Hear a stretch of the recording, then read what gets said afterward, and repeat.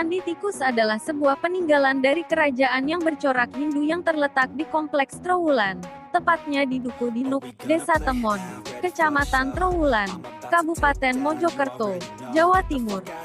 Nama tikus hanya merupakan sebutan yang digunakan masyarakat setempat. Konon, pada saat ditemukan, tempat candi tersebut berada merupakan sarang tikus. Mengunjungi Candi Tikus ini, jauhnya sekitar 13 km di sebelah tenggara kota Mojokerto. Patokannya dari Jalan Raya Mojokerto-Jombang, tepat di perempatan Trowulan, membelok ke timur, melewati kolam Segaran dan sekitar 600 meter dari Candi Bajang Ratu di sebelah kiri jalan. Candi Tikus yang semula telah terkubur dalam tanah ditemukan kembali pada tahun 1914. Penggalian situs dilakukan berdasarkan laporan Bupati Mojokerto, RAA, Romojoyo Adinegoro, tentang ditemukannya miniatur candi di sebuah pekuburan rakyat. Pemugaran secara menyeluruh dilakukan pada tahun 1984 sampai dengan 1985. Belum didapatkan sumber informasi tertulis yang menerangkan secara jelas tentang kapan, untuk apa, dan oleh siapa Candi Tikus dibangun. Akan tetapi dengan adanya miniatur menara diperkirakan candi ini dibangun antara abad ke-13 sampai ke-14 karena miniatur menara merupakan ciri arsitektur pada masa itu. Bentuk Candi Tikus yang mirip sebuah petirtaan mengundang perdebatan di kalangan pakar sejarah dan arkeologi mengenai fungsinya.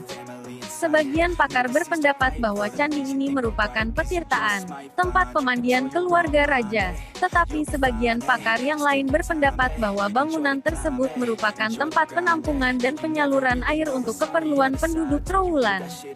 Namun, menaranya yang berbentuk meru menimbulkan dugaan bahwa bangunan candi ini juga berfungsi sebagai tempat pemujaan.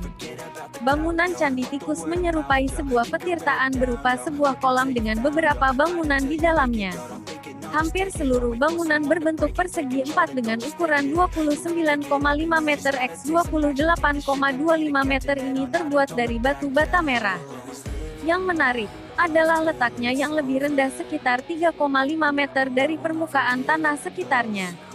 Di permukaan paling atas terdapat selasar selebar sekitar 75 cm yang mengelilingi bangunan. Di sisi dalam, turun sekitar 1 meter, terdapat selasar yang lebih lebar mengelilingi tepi kolam. Pintu masuk ke candi terdapat di sisi utara, berupa tangga selebar 3,5 meter menuju ke dasar kolam.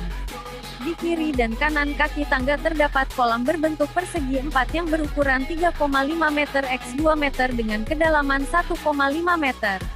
Pada dinding luar, masing-masing kolam berjajar 3 buah pancuran berbentuk patma atau teratai, yang terbuat dari batu andesit.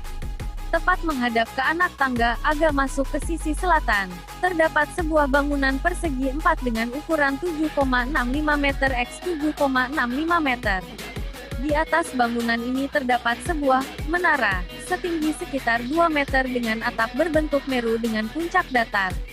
Menara yang terletak di tengah bangunan ini dikelilingi oleh 8 menara sejenis yang berukuran lebih kecil. Di sekeliling dinding kaki bangunan berjajar 17 pancuran, jalatwara, berbentuk bunga teratai dan makara. Hal lain yang menarik ialah adanya 2 jenis batu bata dengan ukuran yang berbeda yang digunakan dalam pembangunan candi ini. Kaki candi terdiri atas susunan bata merah berukuran besar yang ditutup dengan susunan bata merah yang berukuran lebih kecil. Selain kaki bangunan, pancuran air yang terdapat di candi ini pun ada 2 jenis, yang terbuat dari bata dan yang terbuat dari batu andesit. Perbedaan bahan bangunan yang digunakan tersebut menimbulkan dugaan bahwa Candi Tikus dibangun melalui beberapa tahap. Dalam pembangunan kaki candi tahap pertama digunakan batu bata merah berukuran besar, sedangkan dalam tahap kedua digunakan bata merah berukuran lebih kecil. Dengan kata lain, bata merah yang berukuran lebih besar usianya lebih tua dibandingkan dengan usia yang lebih kecil. Adapun pancuran air dari bata merah diperkirakan dibuat pada tahap pertama pembangunan karena bentuknya yang masih kaku, sedangkan pancuran air dari batu andesit yang lebih halus pahatannya diperkirakan dibuat pada tahap kedua.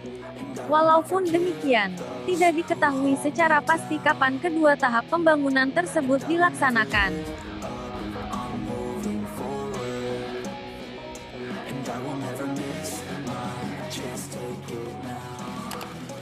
Jangan lupa like, share video, dan subscribe dan selalu update terus di channel ALF Channel Kreasi.